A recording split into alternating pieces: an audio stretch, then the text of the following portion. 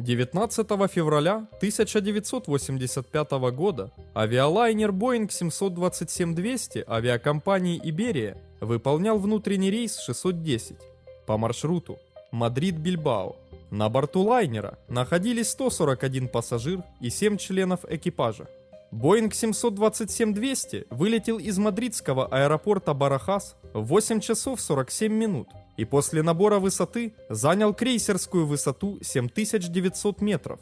Расчетное время прибытия в аэропорт Бильбао было запланировано на 9 часов 35 минут.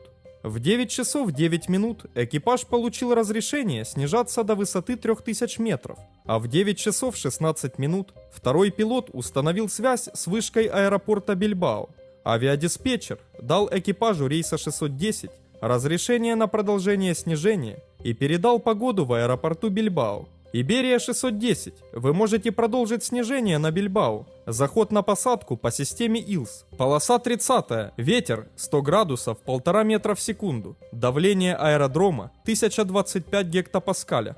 Экипаж повторил переданную информацию, после чего авиадиспетчер предложил им прямой заход на посадку. Но командир отказался, выбрав стандартную схему захода.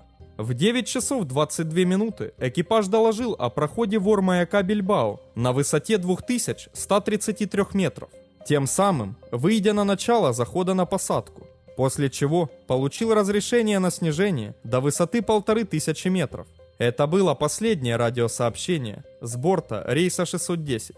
В 9 часов 25 минут рейс 610 занял высоту 1500 метров. Минимальная высота в данном регионе составляла 1300 метров, но пилоты установили значение высоты на системе GPVS на уровне 1300 метров.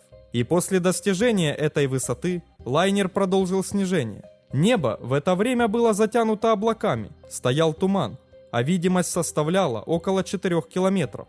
Лайнер снижался под контролем автопилота. Когда рейс 610 снизился до высоты 1200 метров, зазвучал сигнал GPVS о снижении ниже безопасного уровня. Однако экипаж неверно интерпретировал эти сообщения. В 9 часов 27 минут, спустя 50 секунд с момента снижения под безопасную высоту и в 30 километрах от аэропорта Бильбао, пролетая в 54 метрах над горой Ойс, высота которой составляла 1023 метра. В посадочной конфигурации с выпущенными закрылками и шасси рейс 610 на скорости 385 км в час врезался левой плоскостью крыла в расположенную у вершины телебашню. От удара плоскость крыла оторвалась и упала на землю в 650 метрах от телебашни. Потеряв управление, лайнер перешел в неуправляемый левый крен со снижением и в 950 метрах от телебашни врезался в лес на склоне горы и, промчавшись сквозь него, полностью разрушился. Все 148 человек на его борту погибли. Расследованием причин катастрофы занялось Государственное агентство авиационной безопасности Испании. Согласно окончательному отчету расследования, пилоты излишне доверились автопилоту в процессе снижения, что они при этом забыли включить кнопку удержания высоты, либо случайно ее выключили, либо сама система была неисправна. В результате, после достижения заданной высоты, автопилот не стал ее поддерживать, что и привело к дальнейшему снижению, а пилоты это не контролировали.